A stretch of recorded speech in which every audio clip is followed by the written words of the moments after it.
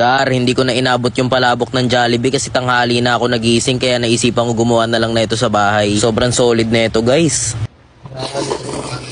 Yun, bali nagayat na nga pala ako ng 2 perasong sibuyas dito. Ginahit-gahit ko lang ng pahabayan. Kayo nang bahala ko anong gahit yung gusto nyo. After nyan, tinanggal ko lang yung matigas sa part na itong bawang. Tapos minins ko lang parang ganito lang, guys. So, syempre hindi mawawala yung dahon na legal.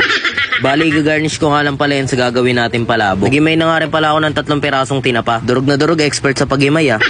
Dinurog ko lang bago ko tanggalin yung mga tinik. Kasi yung kinuha ko na yung blue na batsa namin na napakasolid naman talaga kasi dyan pa naliligo si Baby Rabia.